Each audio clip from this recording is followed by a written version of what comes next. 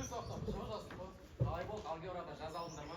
Онша емес, қара тапсырма жазып, тек аяғынан шығарған жазған. Алгебрада қосымша өлшеулерді ғой көрсеткен ғой.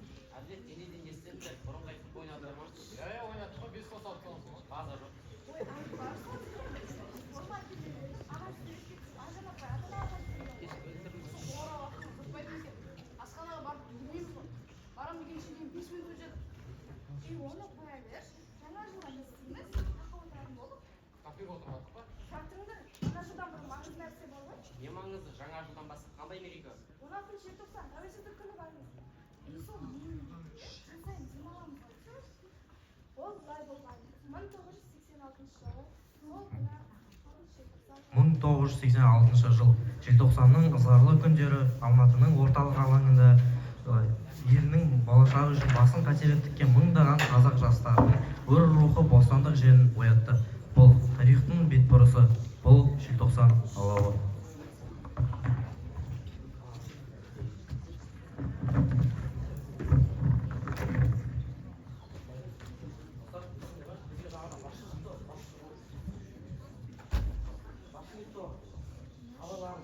Иә, мен де естігенмін. кім ол өзі? Қазақ па? Жоқ, бізге басқа бөтен біреу деп қойыпты. Сонда оларға бәрібір ме? Біздің сезіміміз, еліміздің қадірі қайда қалды сонда? Осылай отыра берсек, ештеңе өзгермейді.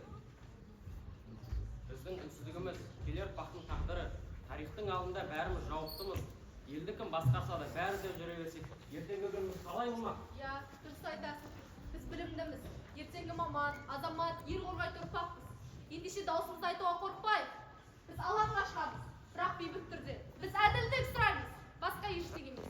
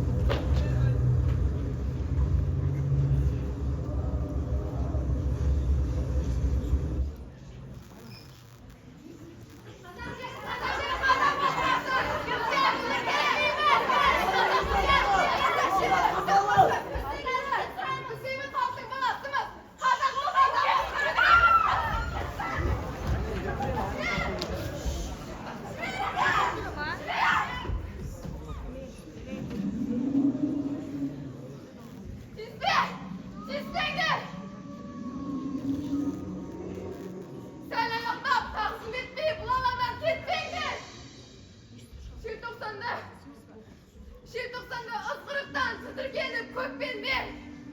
Бұл жер қалқам, асқақ рух жарысы өткен жер. Қайта оянған ұлт намысы, қызыл қанға бөккен жер. Ерте сүйген ару қызды шаштан сүйреп тепкен жер. Жарты мыңда естен таңып, күзге айналған көктемдер. Алаң шетін қоршап тұрған шыршаларға ала көк. Жас бүлдіршін, сезіміңді жанар етіп қара көт. Сол арадан сатқындықта елестейді қара бет. Қара беттің көбі бүгін таратылған тара бет. Жас бүлдіршін, мұз құрсанған шыршаларға қарап өт. Заманыңның жеңісі мен жеңілісін санап өт. Ұлттан бағы жанар мекен, қас тұлпары нары жоқ. Ал біреулер намысы жоқ, жігер, қауқар, қары жоқ. Кемсітпекші, желтоқсанның жалаң аяқтары деп. Жоқ, кешегі сыныс сағатта көкірегінде жаны от. Тұрған солар аяз тұрған қызыл беттің ары бол. Тәуірінде тауығына шашылмаған тары бол. Тірліктегі әр ісіңнің жаңғырығы болады. Бұл табиғи жасырынсаң, өзгеріссіз қалады. Сол заңғарсаң сені бақыт, не сор іздеп табады. Дүниені дөз сілкіткен жас толқынның саналы даңқын ешкім бірке алмас. қоғамның бас алаңы, қайсар рухты алаңы. Тұрыңдарыздар, тұр! Біз берілмеуіміз керек! Қайтеді біз ішілмейді! Тұрыңдар, тұр!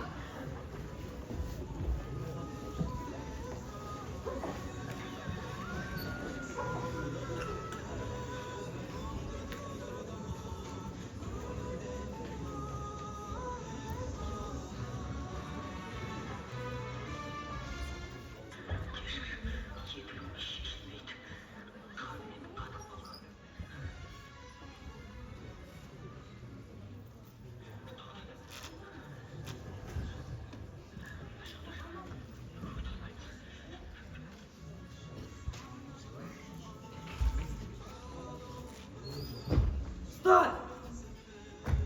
Имя? Айрат. Фамилия? Мыслыбеков. Кто ты по национальности? Мен қазақпын. Почему ты не разговариваешь на русском? Мен малғын. Қазақ елмен тұрып, елімді, тілімді құрметтеуім керек. Мен қазақша сөйлеймін. Молчать! Жетпейді сендерге. Өкімет барлық жағдайды жасап қажып па сендерге? Не жетпейді? Қазақ жерінде қазақ басқарады, қазақ! Молчи! Қоғамға не үшін шықтың? Қандай мақсатпен келдің? Біреу бұйрық берді ма? Қыздарды арашалау үшін, анау бүлік үшін емес, өз халқының намысын қорғау үшін шықтым. Сізге жат, түсініксіз шешімге менің сенімді білдіру, мені азаматтық парызым болды. Мен әділетті еркіндік алдым. Сол үшін шықтым.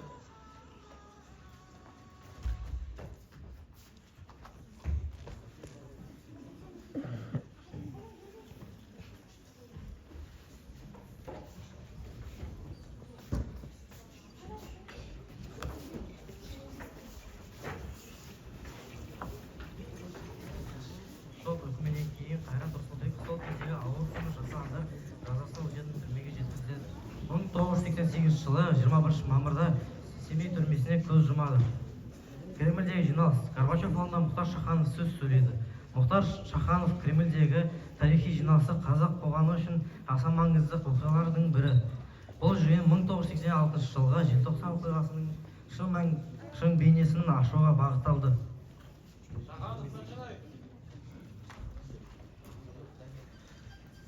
Уважаемые депутаты, события декабря 1986 года в Алмате навсегда остались в памяти нашего народа, когда против мирных демонстрантов были применены саперные лопатки, служебные собаки, дубинки и сапоги.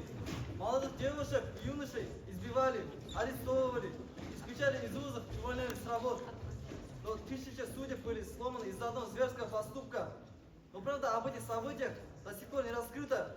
Мы требуем создать комиссию, которая установит истину и даст народу честный и искренний ответ. После тех событий руководство назвало их проявлением казахского национализма. Можно 5 тысяч, 10 тысяч, 100 тысяч людей. Но нельзя же обвинить весь казахский народ. Мы просим взять это тяжелое обвинение и восстановить справедливость. У нас есть письмо от избирателей, писателей, ученых, молодежи. Мы передаем его президиуму как голос народа.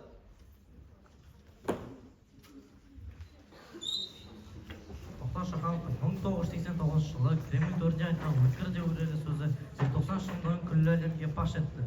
Осы тарихи видео арқылы орыстық өктемдіктің қанды қиянаттың бетпердесі ашылып, олардың жасаған жауыздығы барша жұртқа мәлім болды.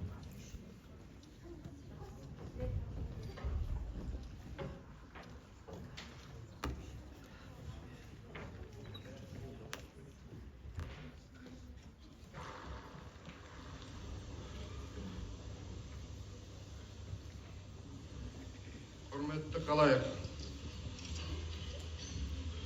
Көп ұлтты республикамыздың халқына қалтқысыз қызмет етуге, Қазақ Республикасы Конституциясын қатаң сақтауға, азаматтардың құқылары менен бостандықтарына кепілдік беруге, өзіме жүктелген Қазақ Республикасы президентінің мәртебелі міндеттерін адал орындауға салтанатты түрде ант етемін.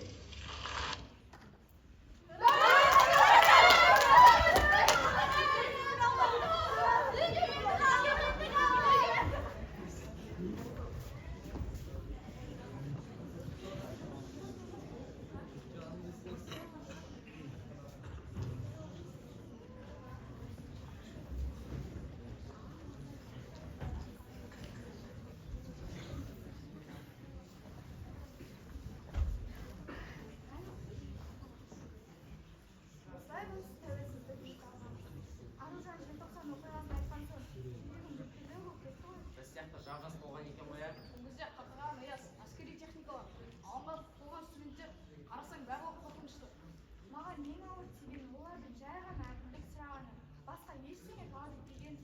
Ал біз қазір демократия, еркіндік, тәуелсіздік бәрі дайын күйде алдымызда тұр. Тек сол ерліктің қадірін білуіміз керек. Рас, біз қазір оқу, даму, армандарға жету мүмкіндігіне иеміз. Бастысы тарихты ұмытпау, 16 желтоқсанның әр минутын еркелей сезіну. Дәл сол үшін келесі аптада болатын желтоқсанға арналған қойылымды жақсылап